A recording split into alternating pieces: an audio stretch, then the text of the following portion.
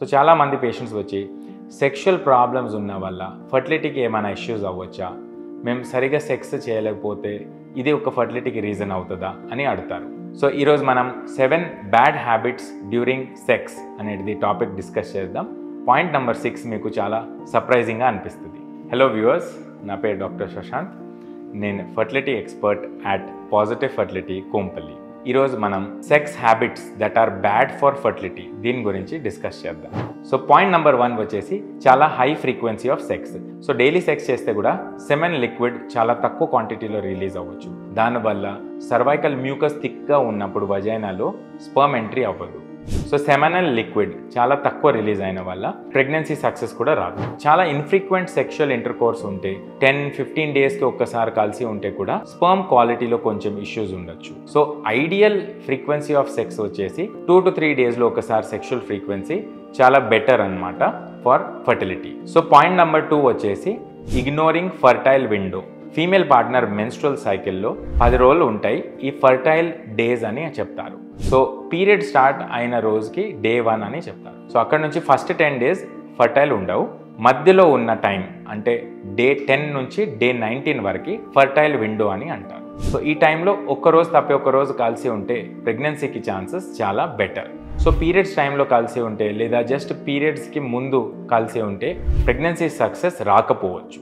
So point number 3 వచ్చేసి private పార్ట్స్ని immediately sex తర్వాత wash చేయడం వల్ల ప్రెగ్నెన్సీ వచ్చే ఛాన్సెస్ తక్కువ కావచ్చు. సో ప్రెగ్నెన్సీకి సక్సెస్ ఛాన్సెస్ పెరగాలంటే 15 to 20 మినిట్స్ బెడ్లో రెస్ట్ తీసుకుంటే మంచిది.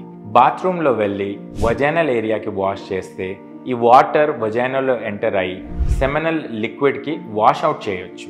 దానివల్ల ప్రెగ్నెన్సీ సక్సెస్ కూడా తక్కువ కావచ్చు. పాయింట్ నెంబర్ 4 వచ్చేసి కాండమ్ షాప్లో దొరికిన లూబ్రికెంట్స్ మీరు వాడితే ఇది స్పర్మ్కి ఎఫెక్ట్ చేయొచ్చు, ప్రెగ్నెన్సీ వచ్చే ఛాన్సెస్ తక్కువ కావచ్చు. అందుకే డాక్టర్ సజెస్ట్ చేసిన న్యాచురల్ బేస్డ్ లూబ్రికెంట్సే మీరు వాడాలి. వ్యాజ్లిన్ లేదా కొబ్బరి నూనె వాడితే కూడా స్పర్మ్ పారామీటర్స్కి ఎఫెక్ట్ అవ్వచ్చు, దాని క్వాలిటీ అండ్ క్వాంటిటీ కూడా తక్కువ కావచ్చు. పాయింట్ నెంబర్ 5 వచ్చేసి drunken or tired sex. So చాలా మంది చాలా కాన్షియస్ ఫీల్ అయ్యి షై ఫీల్ అయ్యి వైఫ్ తోటి ఆల్కహాల్ కన్జ్యూమ్ చేసి సెక్షువల్ యాక్ట్ పర్ఫామ్ చేస్తారు.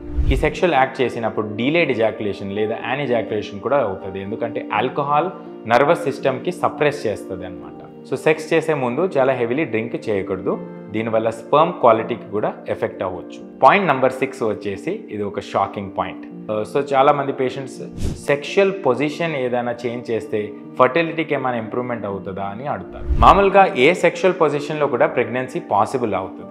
కానీ ఇన్ఫర్టిలిటీ బాధకు పడుతున్న కపుల్స్ సెక్షువల్ పొజిషన్కి కూడా ఫోకస్ చేసుకుంటే బాగుంటుంది. సో మామూలుగా ఉమెన్ ఆన్ టాప్ పొజిషన్ ఉన్నప్పుడు సెమెనల్ లిక్విడ్ స్పర్మ్స్ బయట లీక్ అయ్యే అవకాశాలు పెరిగిపోతాయి. గ్రావిటీకి మనం ఒక ఫ్రెండ్ లాగా వాడుకొని నార్మల్లీ మిషనరీ పొజిషన్ చాలా హెల్ప్ఫుల్గా ఉంటుంది. అండ్ నడుం కింద పిల్లో పెట్టి ఒక 15 మినిట్స్ ఆఫ్ బెడ్ రెస్ట్ తీసుకుంటే ఇది ఎన్ష్యూర్ చేస్తుంది దట్ సెమెనల్ లిక్విడ్ గర్భాశయం ద్వారం దగ్గర రీచ్ అవ్వాలని హెల్ప్ చేస్తుంది అది. సో లాస్ట్ పాయింట్ నెంబర్ 7 వచ్చేసి పాన్ హ్యాబిట్. సో మన భారతదేశంలో చాలామంది పార్నోగ్రాఫిక్ కంటెంట్ చూస్తున్నారు. కానీ ఈ కంటెంట్ వల్ల అరౌజల్ ప్యాటర్న్ చేంజ్ అవుతుంది, సైకలాజికల్ స్ట్రెస్ పెరిగిపోతుంది అండ్ ఇరెక్షన్ అండ్ ఎజాక్యులేషన్లో కూడా ప్రాబ్లమ్స్ అవుతున్నాయి. సో రియాలిటీలో వైఫ్ తోటి కలిసినప్పుడు ఆ సేమ్ ఫీలింగ్స్ రాకపోవడం వల్ల సెక్షువల్ ప్రాబ్లమ్స్ పెరిగిపోతున్నాయి అండ్ ఇజాక్యులేటరీ ప్రాబ్లమ్స్ కూడా వస్తున్నాయి. సో సెక్షువల్ ప్రాబ్లమ్స్ ఫేస్ చేస్తున్న వాళ్ళు ఈ పార్నోగ్రాఫిక్ హ్యాబిట్కి కూడా తగ్గియాలి. మీకు ఎటువంటి డౌట్స్ ఉన్నా కూడా మీరు కామెంట్ సెక్షన్లో టైప్ చేయొచ్చు లేదా కింద ఉన్న ఫోన్ నంబర్ డయల్ చేసి పాజిటివ్ ఫర్టిలిటీ కోంపల్లిలో డాక్టర్ కన్సల్టేషన్ చేయొచ్చు. Like and subscribe for more such content.